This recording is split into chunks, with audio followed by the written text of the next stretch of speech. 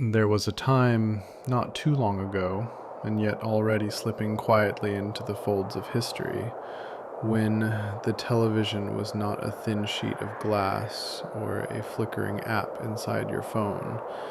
It was a piece of furniture, a box, a monument, a soft buzzing, slow warming, dust collecting altar that sat in the center of the room like it belonged there before the house itself did.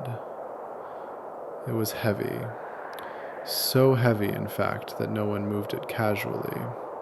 It had to stay where it was, rooted to its corner like a tree, its wooden body dense with wires, glass, and humming thoughts. The screen was not wide, but it was deep. It bowed outward slightly, a convex eye shaped more like memory than modernity. And when you turned it on, it didn't obey instantly. It paused.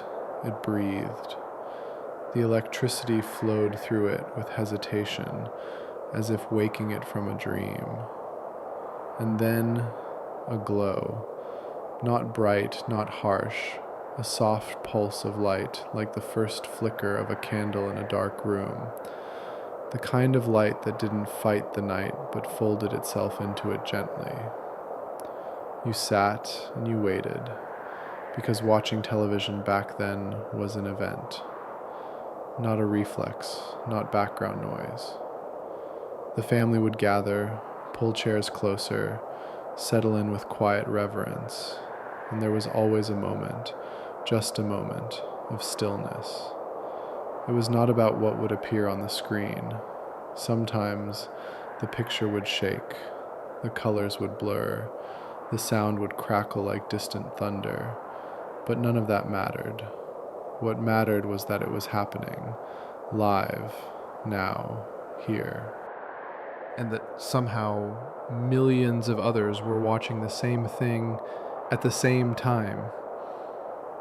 In other rooms, in other cities, under other blankets, on other floors that creaked the same way when someone got up for more popcorn. The television became a window, but not a window looking out. It looked in, into homes, into routines, into quiet laughter after dinner, into a world not made of pixels, but of ritual. And yet, it was not just about the shows, it was about the presence. Even when it was off, even when it was silent, it was there. A black screen reflecting the room like a mirror that forgot how to move. A square of potential, a promise of pictures yet to arrive. Children would walk past it slowly at night, almost certain it was watching them too. That in its silence, it still heard, still remembered the stories it had told, and the faces that had leaned too close to its warm glass. It hummed even in rest, a sound so faint it was almost imagined, like the final echo of applause after a long performance, or the quiet breath of a storyteller waiting for someone to ask, "Can you tell that one again?" We didn't scroll, we didn't skip, we watched, patiently, together. And when it was time to go to bed, you turned the knob, slowly, and the picture would shrink into a single dot of light. One last spark, one final goodbye, before the world returned to darkness.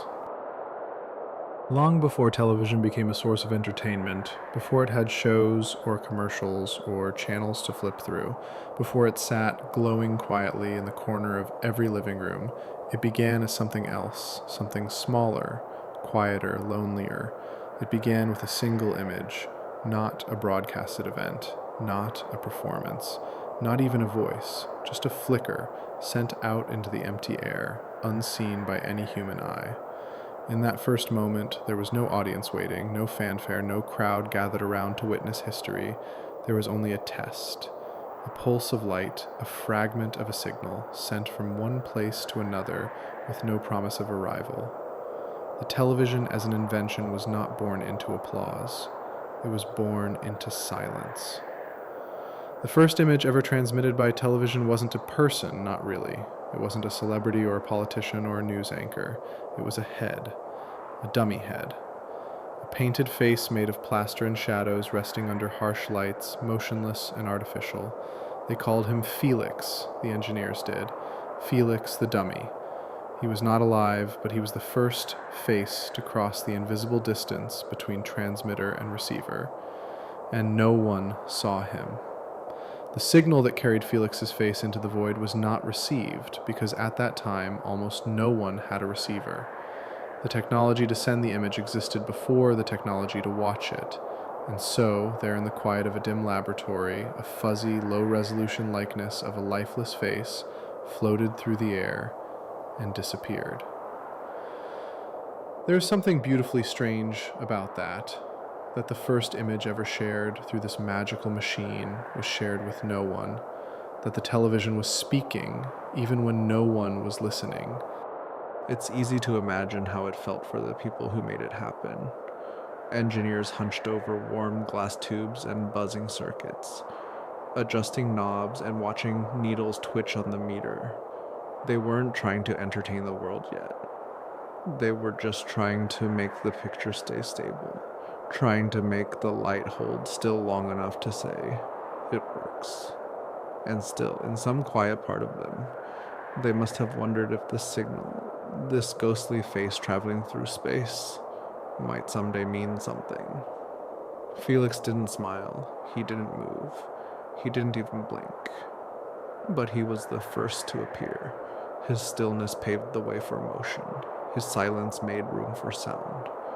He was the placeholder for every face that would come after. Every actor, every anchor, every singer, every child waving at the screen from a studio floor. All of them, in some way, followed Felix, and none of them likely knew his name. What's haunting is that no one remembers the moment it happened. It was not written into the history books the way first steps on the moon or declarations of peace were recorded. There was no photograph of the transmission taking place, no record of the air growing heavier with electricity as an image took shape where none had existed before. Just a vague recollection, a dusty lab, a few men in long coats, a screen glowing dimly in the corner, then fading again. Television would go on to change the world. It would bring war into living rooms. It would deliver laughter in the middle of dinner. It would teach generations how to dress, how to speak, how to want.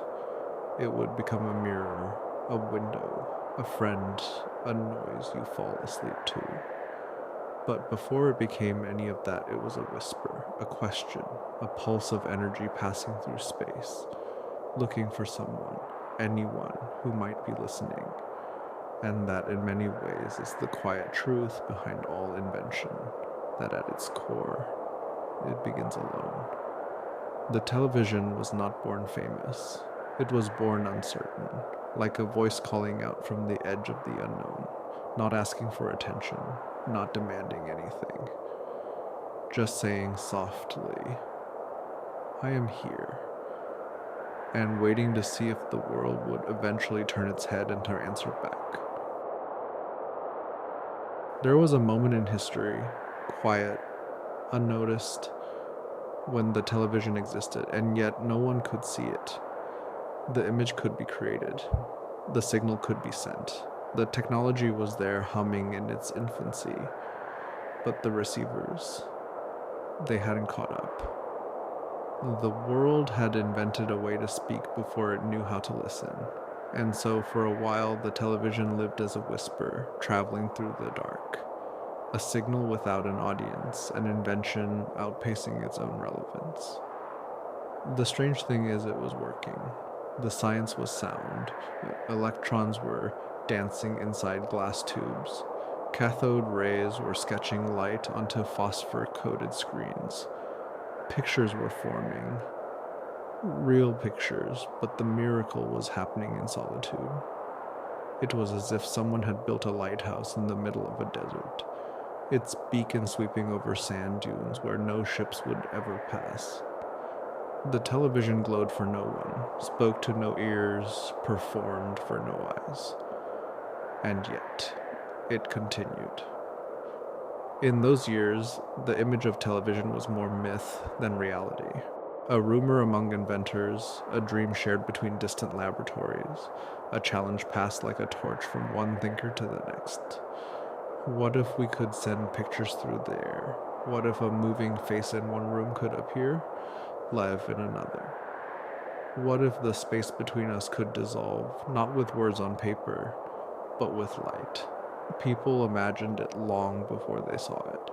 Scientists in London, Berlin, New York, Tokyo, they worked in parallel, building fragile machines out of copper and glass, turning dials with trembling fingers, waiting for something, anything, to appear on the screen.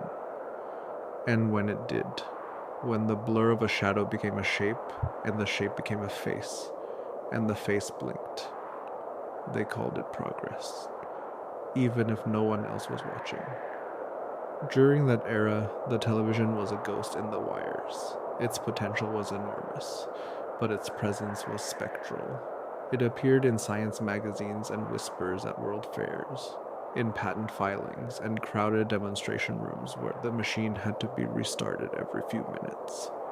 People would lean forward, squinting at the flickering screen, unsure of what they were seeing. Was it real?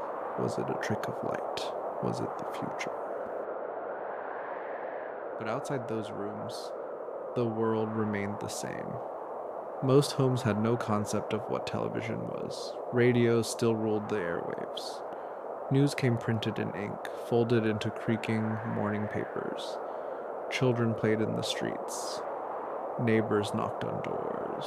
And somewhere, just out of sight, a signal floated through the sky, searching for a destination it had not yet earned. The television in those early days wasn't yet an object, it was an idea. A belief that we could collapse distance, that we could make the far seem near, that the silence between two people could be filled not with noise but with presence. It was invisible, not because it failed, but because it was still becoming. And like all things still becoming, it was fragile, delicate, dreamlike. It's strange to think about it now. In a world saturated with images where every second brings a new video, a new notification, a new flood of motion and color and light. Strange to think there was a time when an image on a screen was a miracle, when the very idea of seeing someone, truly seeing them, without being in the same room was enough to make an audience gasp or laugh or fall silent in awe. But before that awe, there was waiting. Before the astonishment, there was stillness.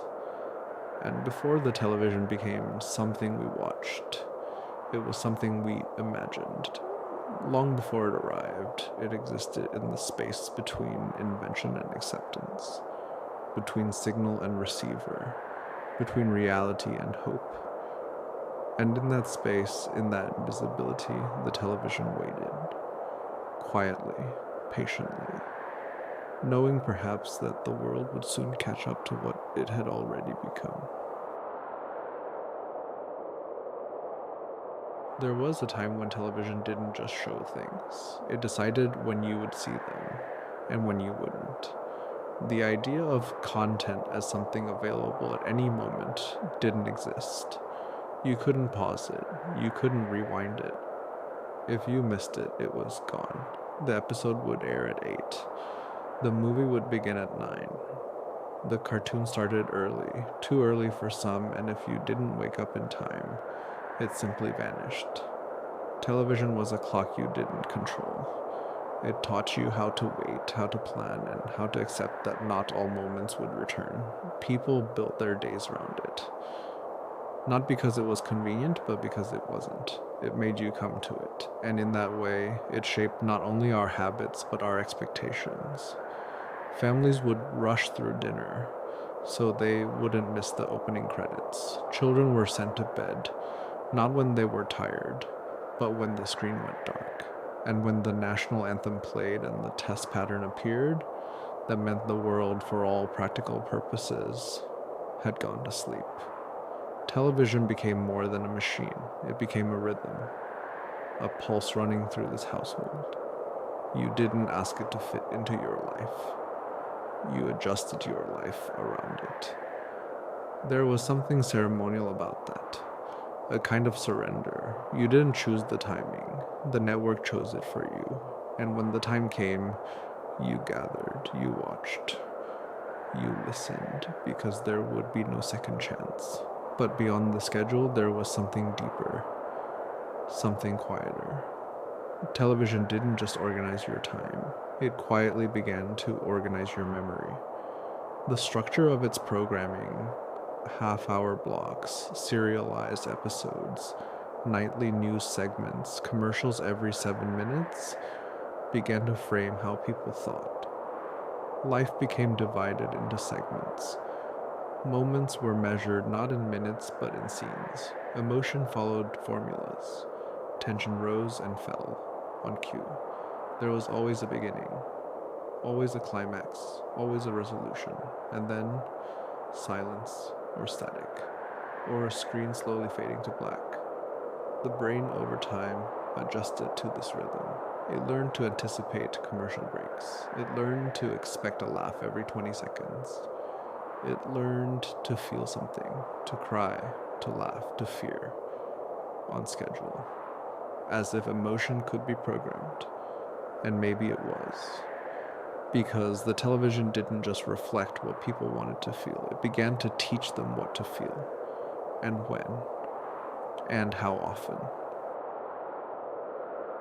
This programming, silent, unspoken, was not always malicious. Often it was unintentional, but it was powerful. The repetition of ideas, the familiarity of formats, the soothing predictability of the same voices, the same openings, the same stories told in slightly different ways. All of it built a kind of mental comfort, a safety net made of sound and light.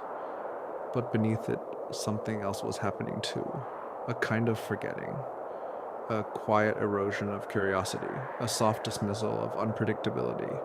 Because once television offered a constant flow of content, people no longer had to seek out stories.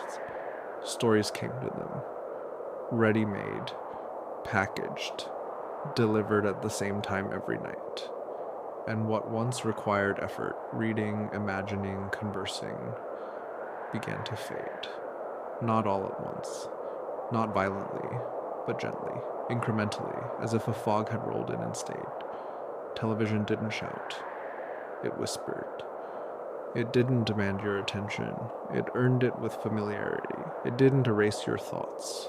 It slowly replaced them with softer ones, easier ones. One that didn't ask much of you, but still filled the room with color and noise and feeling. And so, over the years, it became easy to forget. Not just to forget facts or names or time, but to forget how it felt to wait for a story, to imagine one, to build one from scratch. The mind, once used to wandering, now followed paths that had been built for it, with commercials placed like signposts and cliffhangers placed like fences. Television taught us how to follow, and it did it so gently that we didn't even notice. Even the commercials, so often mocked or ignored, were not accidents. They were interruptions, yes, but also anchors, reminders that the story was not the only thing happening, that the story was part of something bigger, a cycle, a market, a system. The laughter was real, but it came with a price tag. The drama was moving, but it paused every few minutes to sell you something. Over time, this rhythm became natural, normal, expected, and in accepting it, we slowly forgot that it was not always this way. There had been a time, earlier quieter, when stories came slowly, when entertainment meant reading aloud, or listening to a neighbor speak, or watching a storm roll in and trying to describe it with words. Those were the stories without structure, without runtime, without a time slot. They didn't start at 8 and end at 9, they just began. And when they ended, they ended. But television brought structure, and with it, forgetfulness. The forgetfulness of slowness. The forgetfulness of silence. The forgetfulness of stories that didn't fit inside a screen. And yet, we didn't mind. Because television gave us something else. It gave us company, predictability, a voice in the room when no one else was home, a glow in the dark when the world felt too quiet, a schedule when life felt too messy, and if in return we forgot a little of what it meant to create or to imagine or to wonder without being prompted. That seemed somehow like a fair exchange because we didn't notice the forgetting. Not really. We only noticed the comfort, the presence, the warmth of a screen turning on, and the feeling that no matter what, something was about to begin. There was a time, not so long ago and yet already far enough to feel like another lifetime, when time itself was not entirely ours. The clocks on the wall ticked, yes. The sun rose and fell. But the rhythm of daily life, the real pulse of the household, often followed a different master. Not the seasons, not the school bell, not the family calendar, but something quieter, more magnetic, the television schedule. It might sound strange now, in an era where anything can be watched at any hour, where shows wait patiently inside libraries of streaming platforms and screens glow on command. But back then, what mattered wasn't just what was on, it was when. Time was measured not by the passing of hours, but by the programs that filled them. The news is on, someone would say, and that meant it was 6 o'clock. The movie starts at 9. And suddenly, 9 became more than a number. It became a destination, a fixed point, something to plan around. The evening didn't begin until the jingle of your favorite drama echoed through the room. And bedtime wasn't a matter of sleepiness, it was what came after the credits.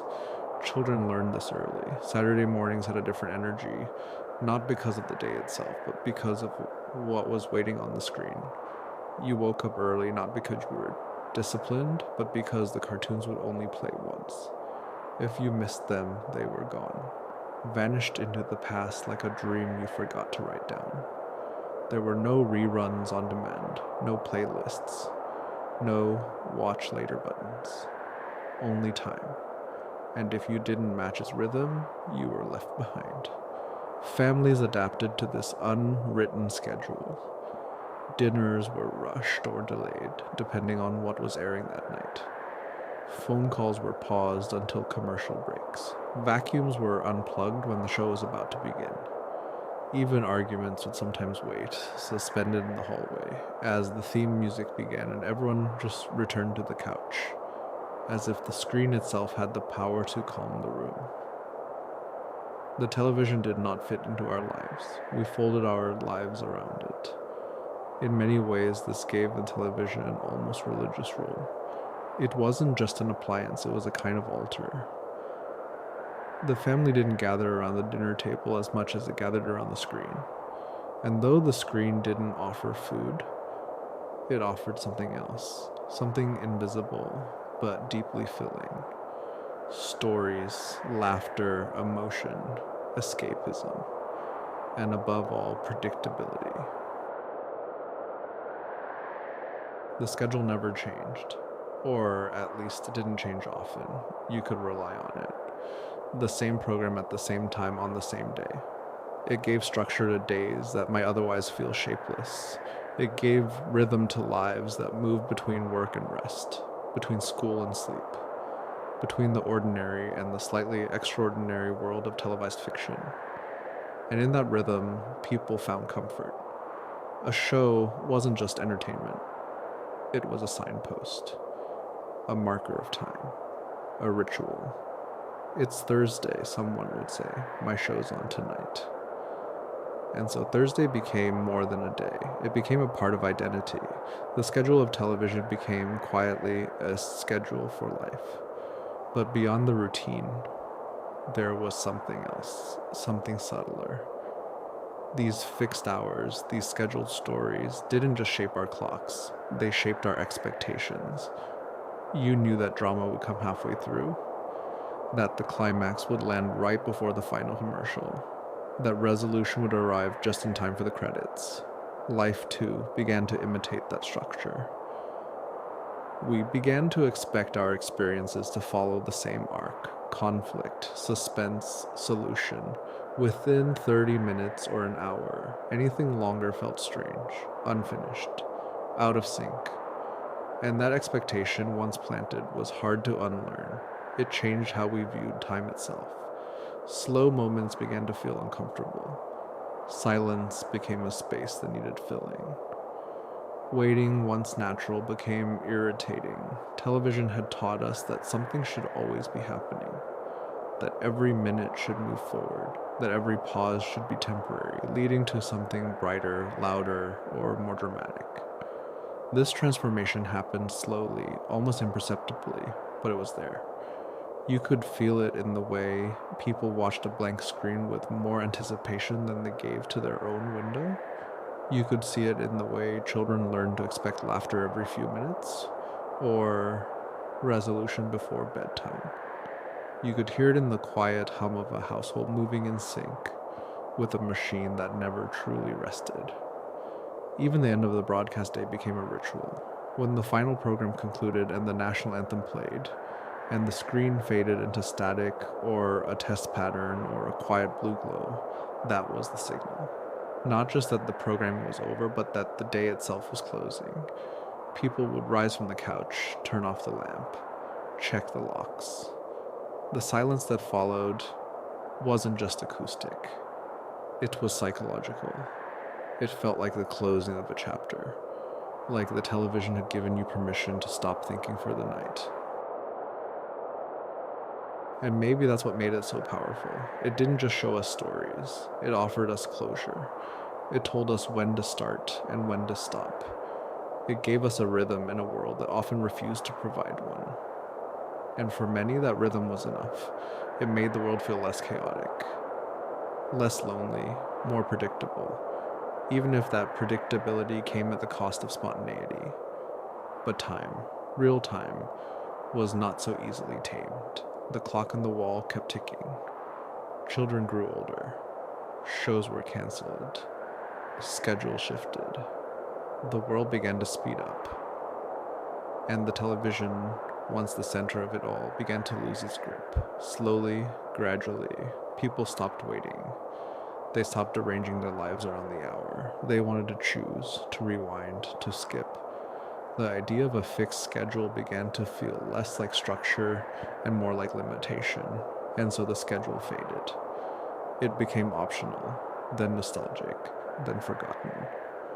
But in its time, it was more than just a list of shows. It was a way of being, a collective agreement, a quiet contract between the machine and its viewers. I will be here at this hour every night, and you will come. And together, we will fill this hour with something to mark the time, something to carry you from one moment to the next. Now, in a world where time bends and stretches and folds into itself, where stories wait for us instead of the other way around, it's easy to forget what that felt like. To live in rhythm with a screen that didn't ask for much, only that you be there, on time, ready, present. It is strange, isn't it? That a machine so modern, so electric, so glowing with the promise of the future, ended up creating such an old-fashioned kind of loyalty. The kind of loyalty once reserved for church bells, or morning milk deliveries, or the train that arrived every day at 4.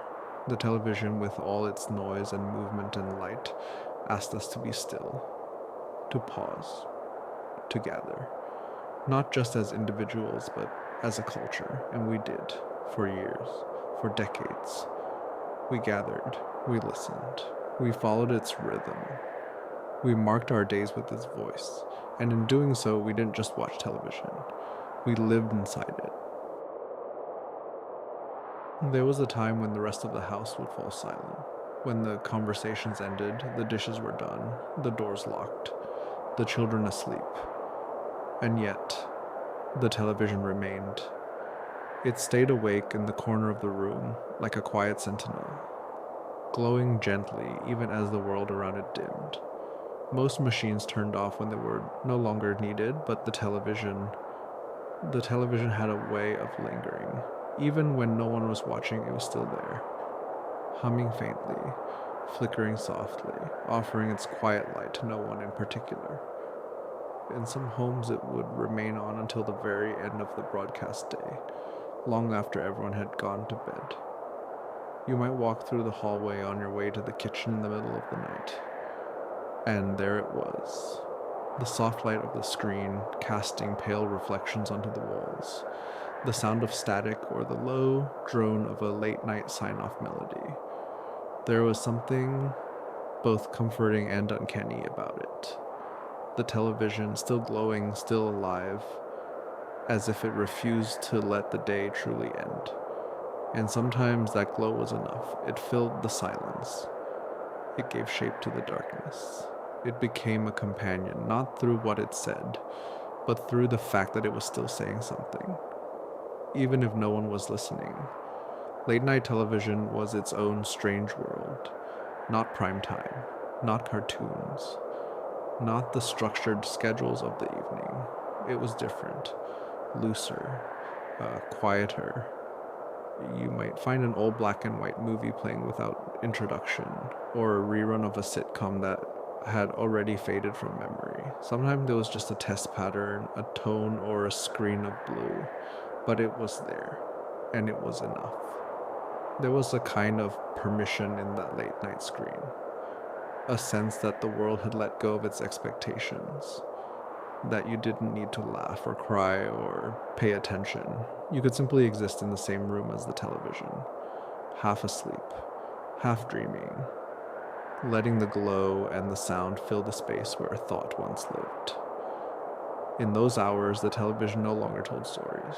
It simply reminded you that the world was still here, that the room hadn't disappeared, that the night was deep but not empty. It whispered with light, with warmth, with presence. Some people used it to sleep, not just by accident, but by design. They turned it on for comfort, the soft murmur of voices, the gentle rhythm of a conversation already in progress, the predictable cadence of commercials. It all worked like a lullaby for the overstimulated, for those whose minds refused to quiet down, for those who found silence too loud.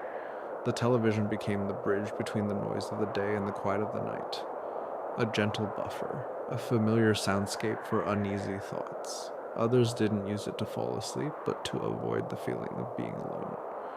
There's a kind of solitude that only arrives late at night, when the rest of the world seems to disappear. The streets go quiet. The windows turn black. Even the ticking of the clock begins to feel like a stranger. And in that space, the television felt like a friend who never left. Always on, always speaking, always showing something. It's easy to underestimate what that meant. The power of a machine that didn't turn away, that didn't sleep, that didn't ask questions or expect answers. It simply remained steady, constant, familiar. And in a world where people left, where plans changed, where silence could sometimes hurt, having something that stayed made a difference. Even the static, the hiss of white noise that filled the screen when a channel had nothing more to offer, was strangely soothing. It wasn't silence. It was a presence, a kind of technological breathing. The sound of a machine waiting, hoping someone would return, or perhaps just existing for its own sake. The static became a blanket, a background, a space where thoughts could drift without direction. Over time, people formed habits around that late-night presence. They left the television on for pets, for babies, for background noise during long, sleepless hours. The glow of the screen became as natural as the glow of a nightlight. It made the darkness seem less complete, less final, and for some that became essential. The idea of a night without the television became unthinkable. It had woven itself into the fabric of the home. It wasn't just something you watched, it was something you lived with, slept beside, trusted. But what made it even more strange, more haunting, was that sometimes the television would speak when no one had asked it to. You'd forget to turn it off, And at 3 a.m., a commercial would suddenly erupt into sound, or a show would start mid-scene, as if you had opened a door and stumbled into a conversation that had already begun. It could be disorienting, disconnected, but also oddly human, as if the television had its own momentum, its own rhythm, its own inner life. There were stories, of course. Urban legends, whispered warnings, that if you left the television on long enough, you might see something you weren't meant to. A shadow between channels, a message in the static, a reflection in the glass that didn't match the room behind you, because the television in those hours wasn't just entertainment, it was a mirror, a window, a presence, one that never closed its eyes, and maybe that's why we trusted it, because even when we didn't need it, it remained. Even when the world turned its back, it stayed open. The screen kept glowing, the sound kept playing, the stories kept looping, and in that endless repetition, there was something strangely sacred. It wasn't the content that mattered anymore, it was the existence, the continuity, the quiet promise that even if the world felt uncertain, this screen, this light, this voice would still be here, still waiting, still speaking softly into the dark. We don't think much about what it means for a machine to never rest, to never truly turn off, but perhaps we should, because in its sleeplessness, the television became more than a tool. It became part of the home's rhythm, part of the human experience, a silent witness, a storyteller with no bedtime, a friend who stayed up just in case you couldn't sleep. And as the years passed and televisions became flatter, smarter, more complex, they still retain that ancient quality, that presence, that gentle glow, that feeling that even when everything else was dark, you were not alone, because the television didn't just show things, it stayed. It stayed through the noise, through the silence, through the restless nights and the quiet mornings, through the loneliness and the joy, and the hours when nothing made sense. It stayed. And sometimes that was all we really needed.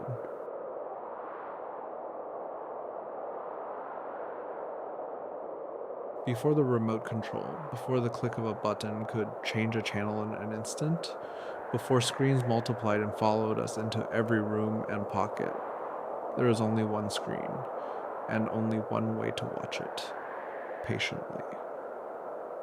To be a viewer in those early days was to surrender your will to someone else's rhythm. You didn't scroll through choices or start something over. You didn't binge, skip, or queue. You waited, you sat. You watched what was given. And in the surrender, something unexpected happened. We became something more than viewers. We became a kind of audience that rarely exists now. Captive, not by force, but by structure. Not by chains, but by signal. We weren't trapped, not exactly, but we stayed because the television didn't make it easy to leave. And perhaps in some deep and quiet part of us, we didn't want to. You didn't decide what came on next. The network did. You didn't control the pace.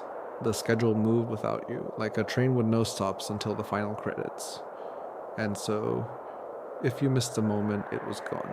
If you left the room, you returned to find the story halfway gone. If the power went out, the story vanished completely. There was no archive to return to, no pause button to rescue you. The story went on without you, and something about that made it more important. Because when the only way to witness something is to be there, on time, completely present, that experience becomes sacred, not because of what it contains, but because of its scarcity, its fragility, the knowledge that it is here now, and never again in the same way.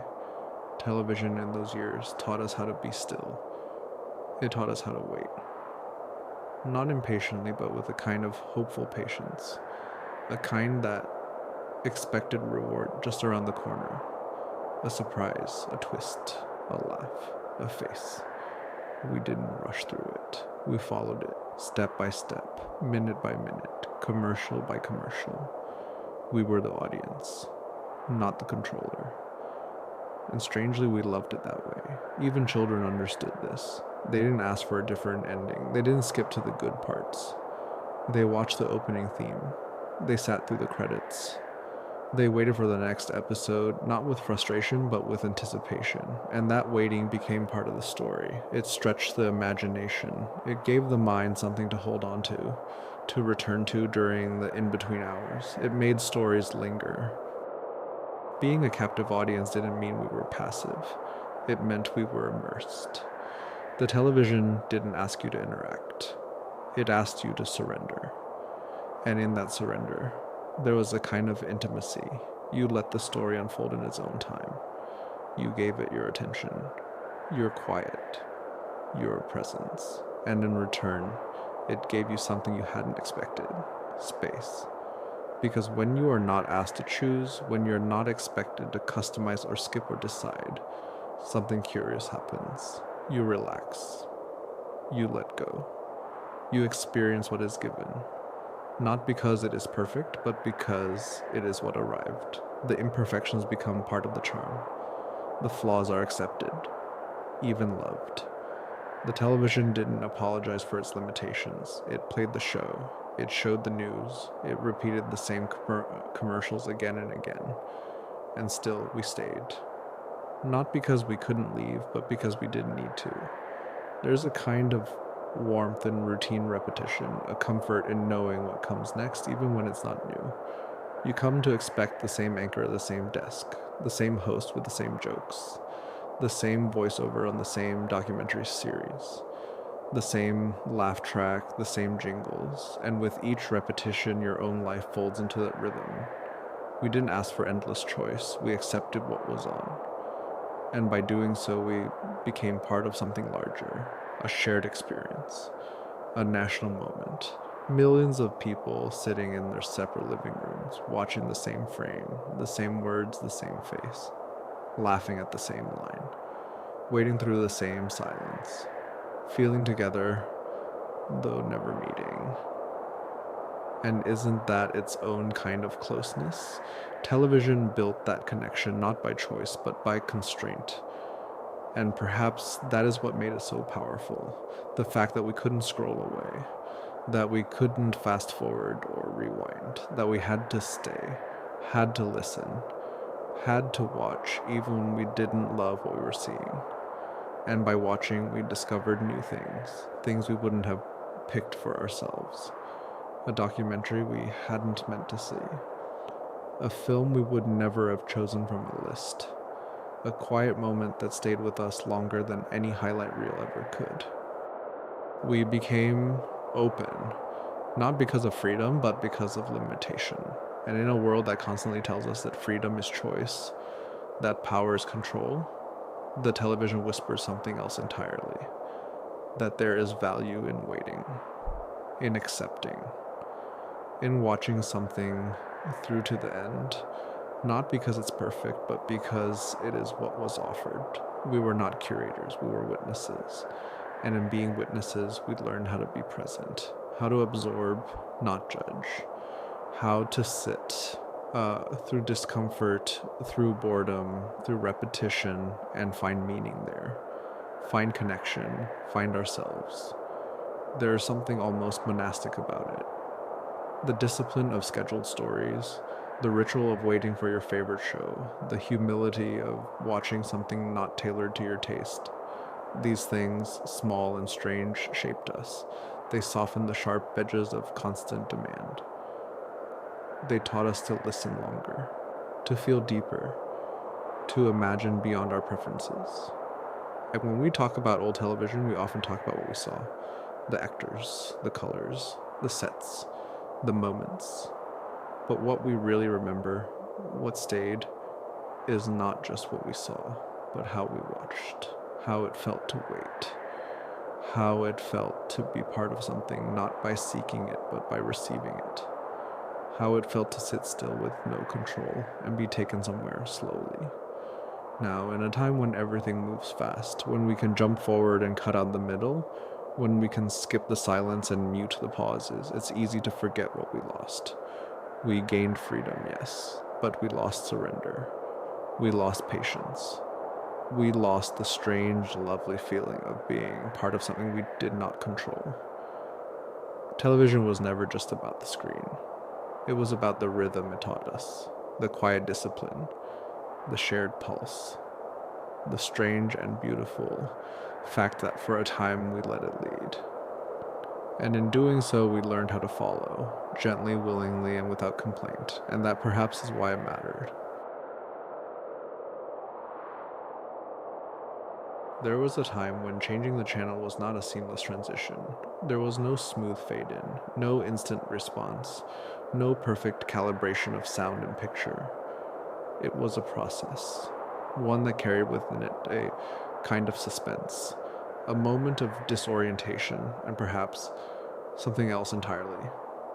Between one channel and the next, there lived a space, a flicker, a hum, a silence filled with noise, a static whisper that didn't belong to any show, any voice, any plan. Just a screen full of snow and a sound that wasn't quite sound, the space between the channels. You would turn the dial slowly, carefully, with the weight of the knob resisting slightly under your fingers.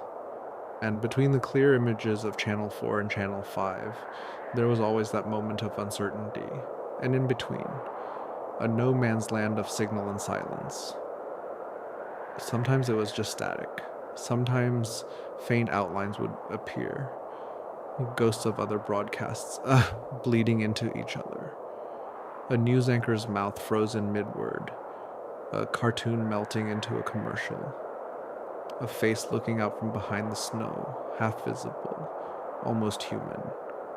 These transitions were not empty. They were full of possibility. The unknown lived between the channels. The airwaves were not clean lines. They were crowded spaces, tangled frequencies, battles of invisible energy. And when your television crossed through those zones, it stumbled into echoes, into overlaps, into fragments of something you weren't meant to see. Children in particular noticed. They would stare into the static, not with fear, but with a strange kind of attention.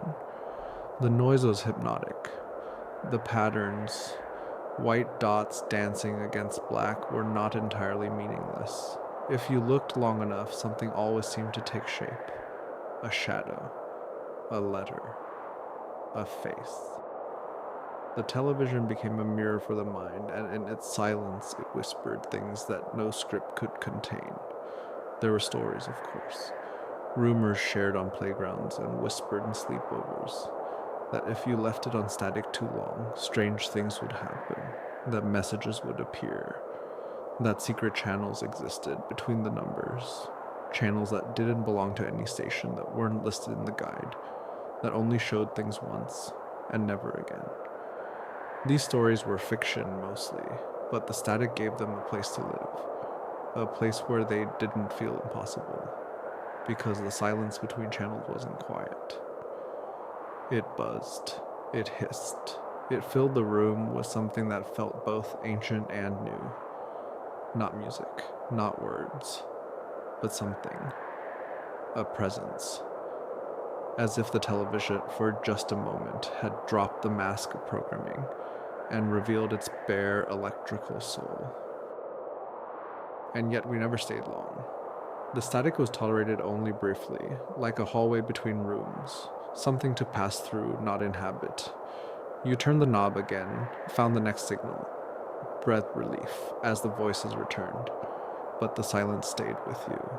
That glimpse into the undefined, the uncurated, the unchosen. It was a reminder that not everything on the screen was designed, that behind the structure of shows and commercials and polished segments, there was still chaos, still interference, still the unpredictable hum of the real world.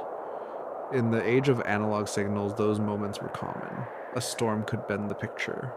A plane overhead could ripple the sound. A neighbor's VCR could bleed into your reception. The screen was never just yours, it was shared. And in that sharing, things overlapped. Signals got confused. Moments collided. You might be watching a drama, and suddenly a flash of another program would appear, a commercial for something you hadn't asked to see, a strange sound that didn't belong, a flicker of someone else's reality bleeding into yours. It was unsettling, but also strangely human, because life too overlaps.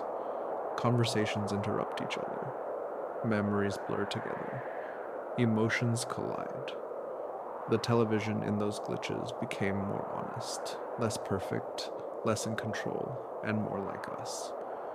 There were people who learned to find beauty in those in-between spaces, artists who recorded static and layered it into music, poets who wrote about the blur between frames, historians who collected old footage distorted by time, drawn to the imperfections more than the clarity, because there's something deeply moving about what isn't supposed to be seen, something tender about the moments that live between intention, and maybe that's why the silence between channels mattered, because it reminded us that even in a world of programming, not everything was programmable, that between every show, every polished image, every scripted word, there was still something raw, something wild, something unresolved.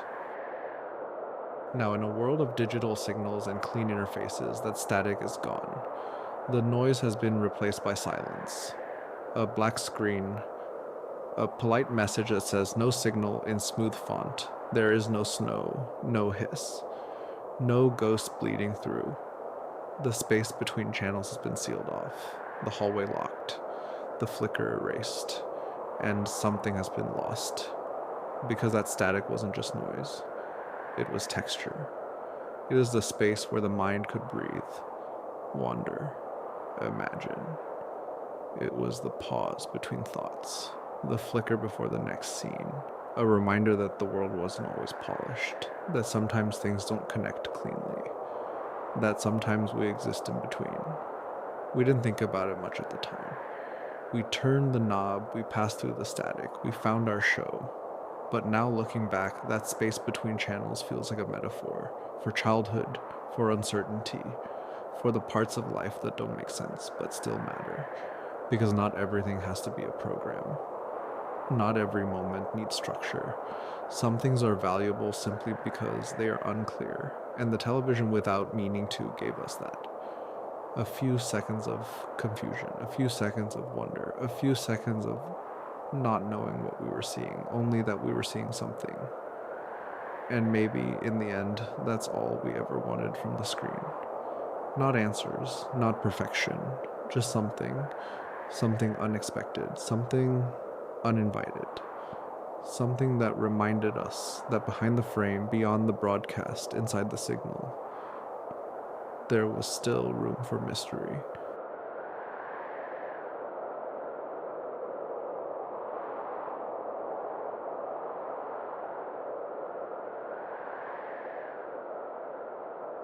There was a time when the television was just one screen, one shape, one presence in a room. A box, heavy, grounded, predictable. It sat in the same corner year after year, anchored by its weight and the cables that tethered it to the wall and to the world. The screen glowed, but only in that one place at that one time, on its own terms. It was a moment, a ritual, a destination you approached. And then slowly, the screen began to grow. At first it was subtle. A few more inches, a flatter front, a slimmer profile. The colors became brighter, the images sharper. The knobs disappeared, replaced by buttons, and then the buttons disappeared too. The frame became thinner, the base lighter. The furniture that once housed it became unnecessary. It didn't need to be placed anymore. It could be mounted, elevated, integrated. The television left the floor and climbed the walls. It stopped being furniture and started becoming architecture. It was no longer something that sat among other objects. It became the center, the focal point, the reason the furniture arranged itself the way it did. The room wasn't just a room anymore, it was a viewing area. And still, it wasn't done growing. because the screen didn't just become bigger, it multiplied, from one in the living room to another in the bedroom, then one in the kitchen, then one in the car. Then one day, it left the wall entirely. It folded itself into smaller shapes. It became portable. The television, once fixed, once immobile, once needing you to come to it, now came with you. Quietly, invisibly, effortlessly, it became a phone, a tablet, a laptop, a watch. You no longer needed to plan your day around it. It planned itself around you. It appeared in your pocket, followed you into elevators, waited in waiting rooms, whispered to you in bathrooms and buses and hallways, in every room of every building you entered. The screen, once singular and ceremonial, became constant, casual, ubiquitous. And yet, as it grew, something shrank. The awe, perhaps, the focus, the stillness. Because when the screen was large and slow and stayed in one place, it asked something of you. It asked for attention, for patience, for presence. But as it grew smaller and faster and closer, it asked for nothing. It simply offered, endlessly, unceasingly, at all hours, in all places. You no longer needed to wait for the show. The show waited for you. At first it felt like freedom. No more schedules, no more missed moments, no more endings you didn't catch because the phone rang or the dinner ran late. Now you could pause, rewind, rewatch, choose. The power shifted. The viewer became the controller. The audience became the editor. And the screen, it just obeyed. But in obeying, it lost something too. It lost the ritual, the anticipation, the boundaries that once gave it shape.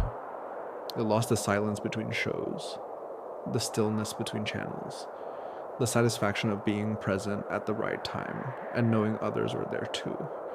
The screen that used to bring people together into a single room now scattered them into separate corners, each with their own screen, their own sound, their own story. We stopped gathering, we started drifting. The living room dimmed, the couch emptied. The glow of the television once shared became private.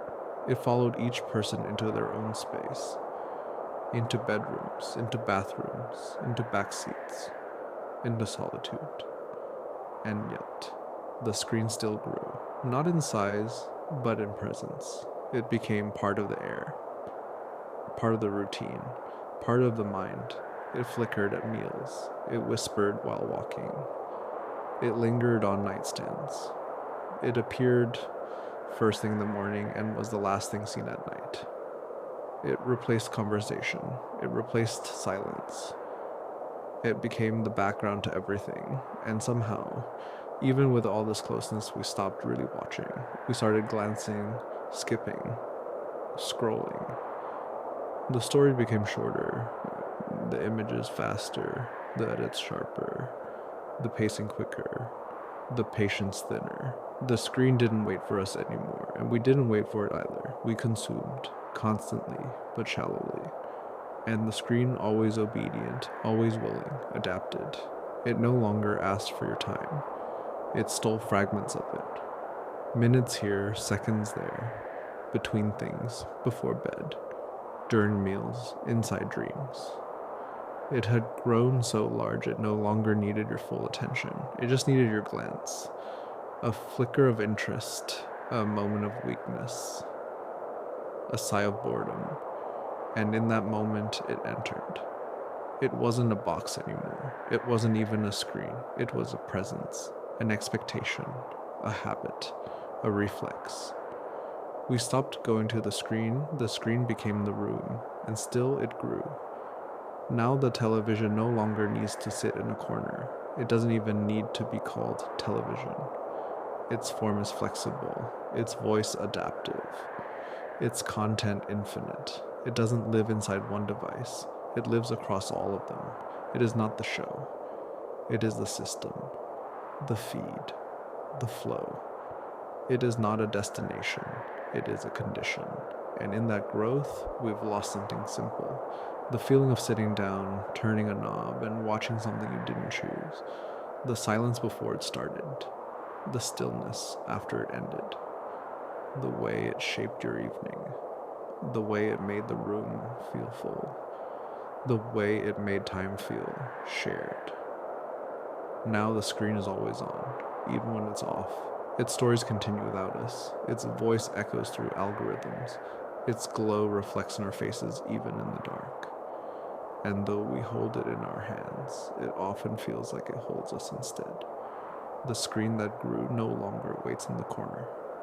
It walks beside us. It speaks for us. It knows what we want before we ask. And maybe that's the part that feels most distant from the old box that once sat humming on the floor, waiting patiently for the family to gather. That old box had limits, boundaries, edges. This one does not. It is everywhere and nowhere, always on, never ending. The television, once a window into the world, has become the world itself. And though it grew and shrank and shifted and multiplied, it never truly left. It only got closer.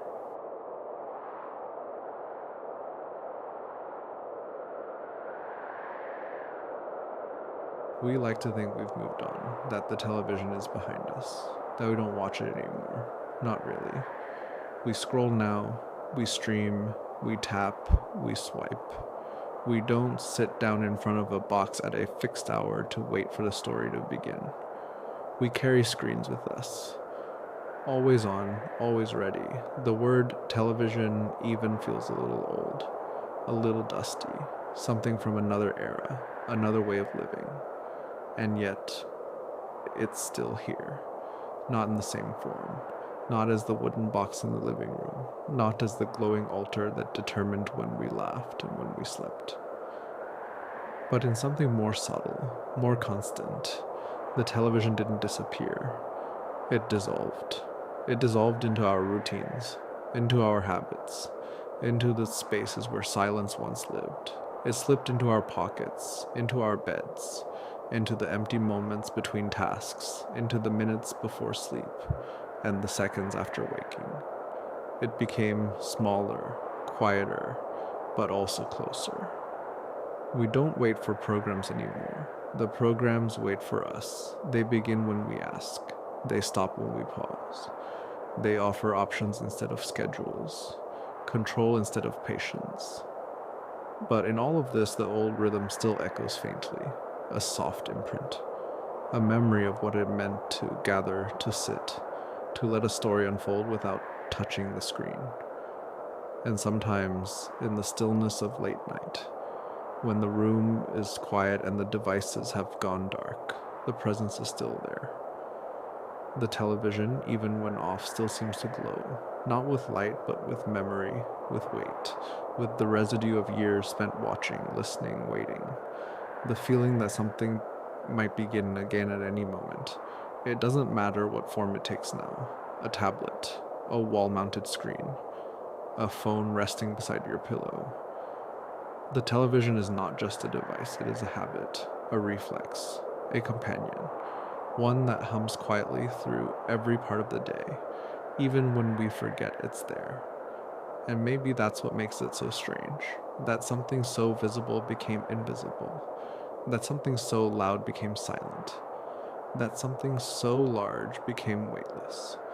We think we've left it behind, but really, we've brought it closer. It no longer sits in the corner of the room. It sits beside us, inside our routines, inside our sleep. The television is still on, just in a different way.